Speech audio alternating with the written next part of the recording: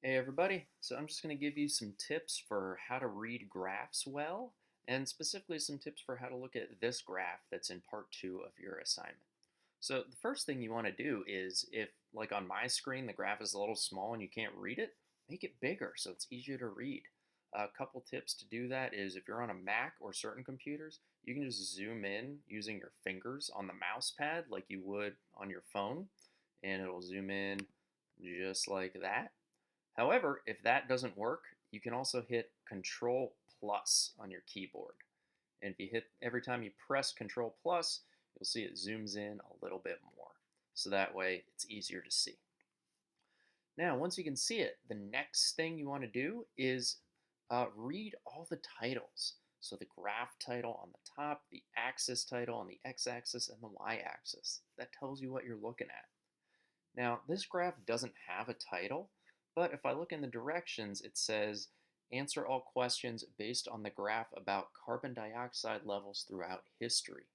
So that tells me this graph is showing me carbon dioxide levels throughout history. And if I look at the x-axis down here, I see 800,000, 700,000, 600,000. But to know what those numbers mean, I got to look at the title.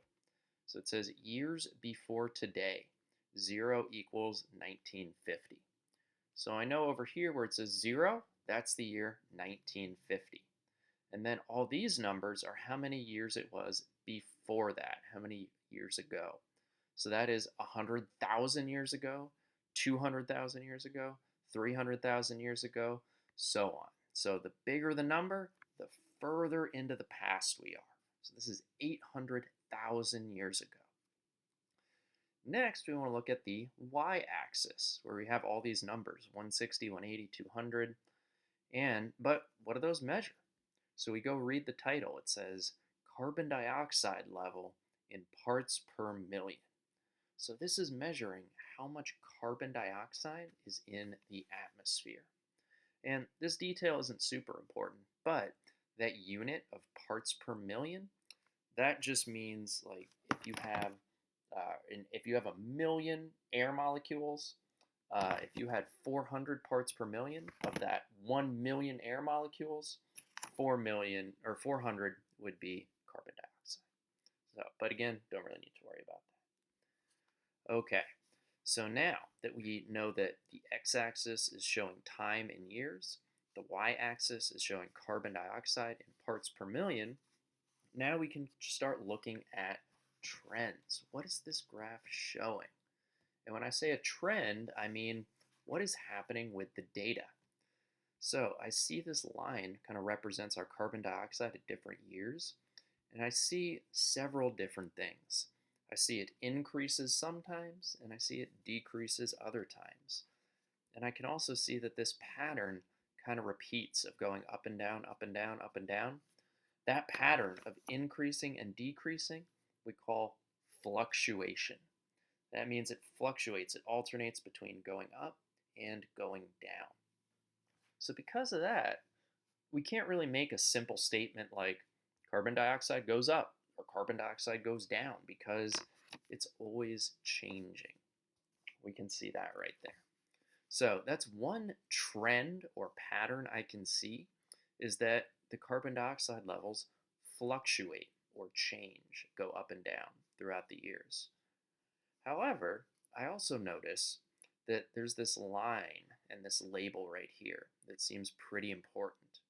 It says, for millennia, atmospheric carbon dioxide has never been above this dotted line. And so that word millennia, if you don't know, just means thousands of years. And I can see that.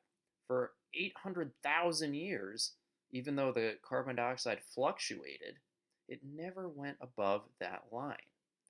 However, once I see the end where it says 1950s level, I can see that that trend is no longer fluctuating. I can see it is just increasing. And it's not just increasing, it's increasing higher and faster than any other part of the entire graph. So that is a very important trend that the closer we get to now, 0 years ago, the level of carbon dioxide is no longer fluctuating in a pattern, It is rapidly increasing. So those are the things to look at when you're reading a graph. So to recap, here are the big steps.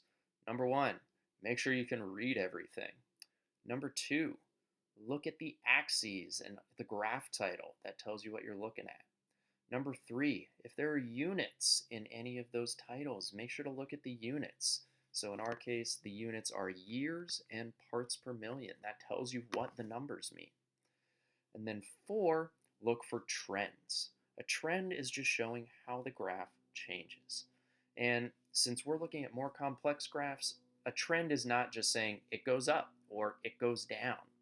A good example of a trend would be for 800,000 to 700,000 years ago, I see the carbon dioxide level fluctuates with time. It'll both increase and decrease in that section. That would be a better example of a trend than just it goes up or it goes down. So those are all the basics, but if you need any more help, please reach out to myself or Mr. T. We're here to help you out. All right, see you everybody.